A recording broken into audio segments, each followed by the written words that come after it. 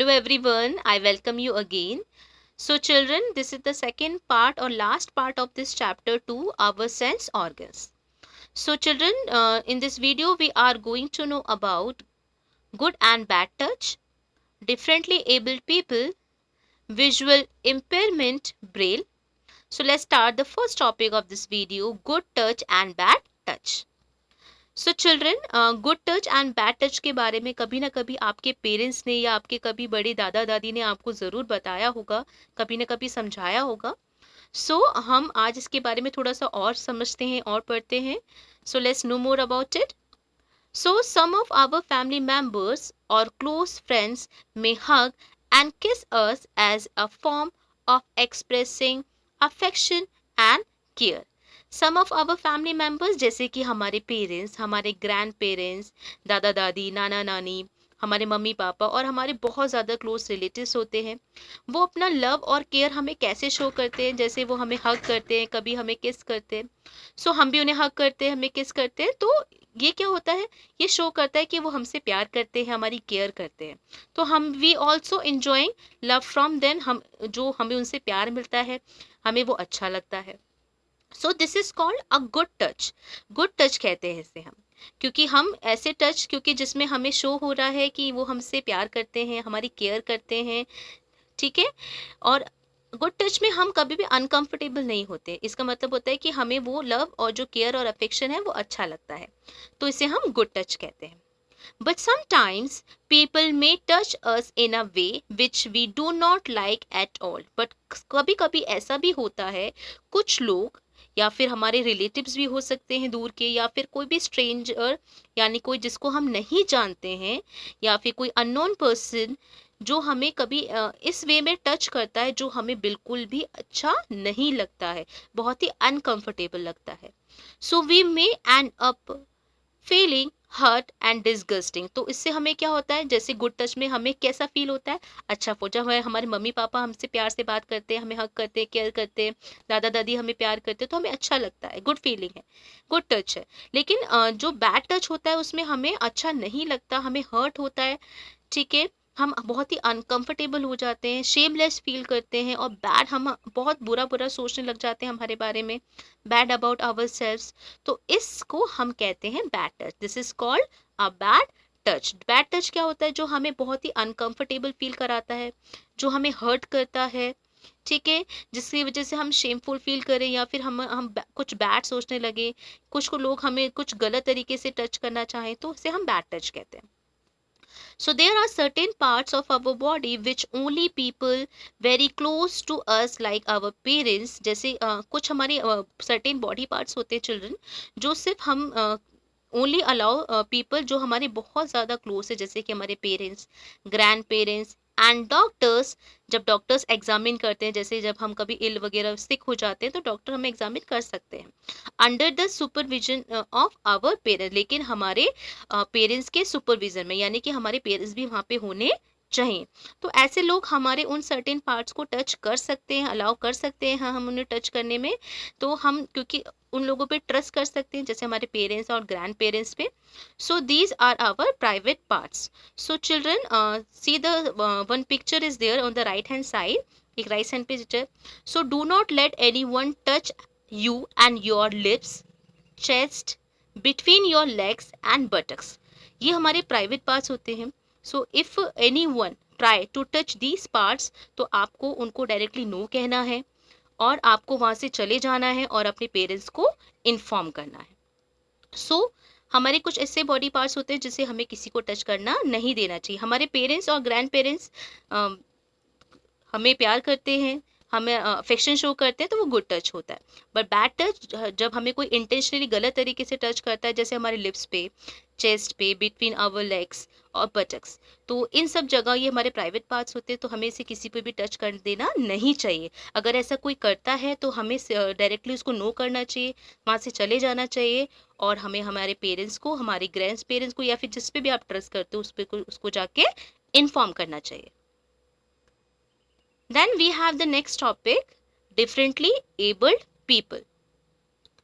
All of us are born with different abilities, हम सब किस कोई ना कोई एबिलिटीज के साथ बॉर्न हुए हैं.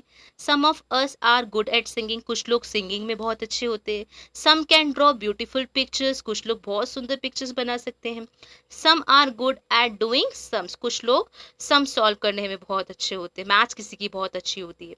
And some are good writers, कुछ लोग बहुत अच्छा लिख सकते हैं, किसी की राइटिंग बहुत अच्छी होती है. Then, likewise, some people may be born with very good senses of smell and touch. लेकिन कुछ लोग ऐसे भी होते हैं जो बहुत strong और good sense of smell होती है, उनका touch जो sense होता है बहुत अच्छा होता है, but perhaps cannot see or hear well. But वो लोग देख नहीं सकते और सुन नहीं सकते. Cannot see or hear well. या तो वो ठीक से देख नहीं सकते या फिर वो ठीक से सुन नहीं सकते. People who cannot hear, speak or see are differently abled people. तो ऐसे लोग जो लोग देख नहीं सकते, सुन नहीं सकते, बोल नहीं सकते, इनको हम differently abled और special people कहते हैं. So we should learn to communicate with them and help them feel comfortable and loved.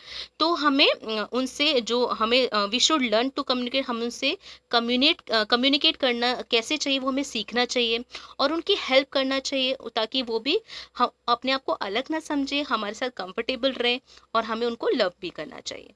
So visual impairment braille. So visually impairment क्या होता है? Visually impaired people use their sense of touch to read and write. Visually impairment people, जो लोग देख नहीं सकते, जो जिनकी विजन पावर नहीं होती है या फिर बहुत वीक होती है, ठीक से देख नहीं, ब्लाइंड होते हैं किसी न रीज़न, किसी भी रीज़न की वजह से. सो उनके जो सेंस ऑफ टच बहुत स्ट्रांग होता है ऐसे लोगों का, तो वो क्या करते हैं किसी भी किसी को टच करके वो रीड एंड राइट कर सकते हैं. So they use a special system known as braille.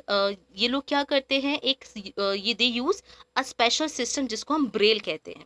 ये हमने पहले भी एक बार ये वर्ड आया था, तब मैंने कहा था आपको I will explain you later.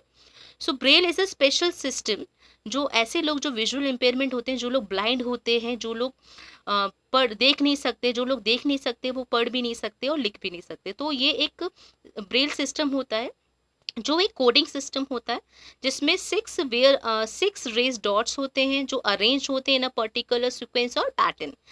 जैसे you can C on the right hand side Braille alphabet, यहाँ पे 6 डॉट्स होते हैं जो अलग अलग डॉट्स अरेंज होते हैं इन अ पर्टिकुलर सीक्वेंस और पैटर्न में. तो जो रिप्रेजेंट कर रहे हैं a letter of the alphabet, जो क्या रिप्रेजेंट कर रहे हैं, जैसे आप यू कैन सी, अब children you can see all the letters A B C D and all, but those are visual impairment people, they can not see, तो they using braille alphabet systems. So उसको use करके, उसको touch करके वो feel कर सकते हैं कि या this is A, this is B, this is C and this is D. तो वो टच करके उन डॉट्स को आइडेंटिफाई कर सकते हैं कि ये कौन सा अल्फाबेट और नंबर है.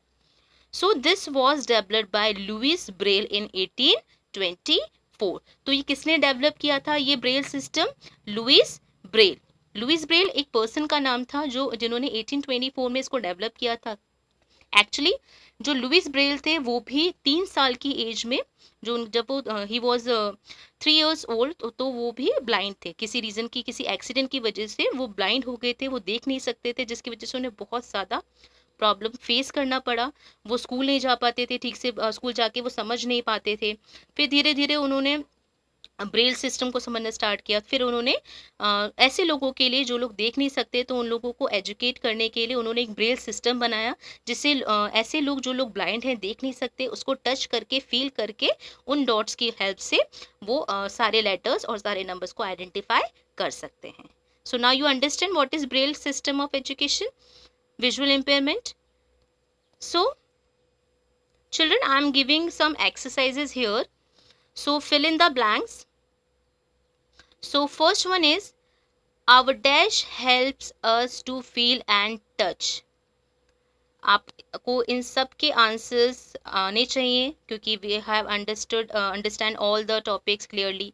ठीक है. The second is the skin covers the hole. What? Skin covers the hole dash what? So the bottom layer of the skin is filled with many dash. तो आपको ये सारे fill in the blanks को fill करना है. The visually impaired people use a special system called dash to read and write.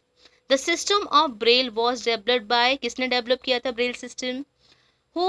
Sixth is people who cannot hear, speak or see are. उन्हें हम क्या कहते हैं जो people cannot hear, speak and see?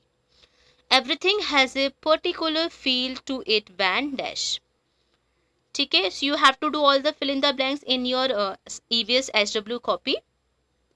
So children, second question is given below are situations you may face, how would you respond? अगर आपको 3 situations दी है, अगर आपको ये situation कभी face करनी पड़े या फिर कभी की हो तो आप कैसा respond करेंगे? So first is a stranger offers you a sweet or an ice cream. अगर कोई stranger आपको sweet और ice cream offer करे तो should you take it? क्या आपको उसको लेना चाहिए? क्या आप लेंगे? अगर कोई stranger जिसको आप जानते भी नहीं हो आप उसे sweet और ice cream लेना पसंद करेंगे? लेंगे आप? आई थिंक नो, आपको किसी भी स्ट्रेंजर से कोई भी चीज नहीं लेनी चाहिए. Second is you see a visually impaired person trying to cross a busy road, what should you do? अगर आप किसी विजुअली इम्पेयर, ऐसा पर्सन जो विजुअली इम्पेयर्ड है यानी कि ब्लाइंड है, देख नहीं सकता, अगर वो किसी रोड को क्रॉस करने के लिए कोशिश कर रहा है, लेकिन वो रोड बहुत ज़्यादा बिजी यानी कि बहुत ज़्यादा ट्रैफिक, तो आप क्या करोगे? What should you do? क्या करना चाहिए आपको? आपको उसकी हेल्प करनी चाहिए. क्या करेंगे आप? उसकी हेल्प करनी चाहिए ताकि आप उसको वो रोड क्रॉस करा सको. Then third, a grown up wants to get you a treat. एक कोई ग्रोन अप है जो भी कोई भी आपसे बड़ा, अगर आपको wants to treat but not telling anyone, लेकिन किसी को बिना बताए दैट ही और शी टच्ड यू, अगर आपको वो टच करता है, व्हाट शुड यू डू? तो आप क्या करेंगे? किसी को बिना बताए अगर आपको कोई टच करता है तो वॉट शुड यू डू? वो आपकी कोई क्लोज रिलेटिव भी नहीं है, तो वॉट शुड यू डू? आपको क्या करना चाहिए? आपको उसको पहली बात मना करना चाहिए, वहां से चले जाना चाहिए और अपने पेरेंट्स को इन्फॉर्म करना चाहिए. I hope you understand all the situations clearly, students. I hope you understand this chapter very clearly. So study well, take care. Thank you.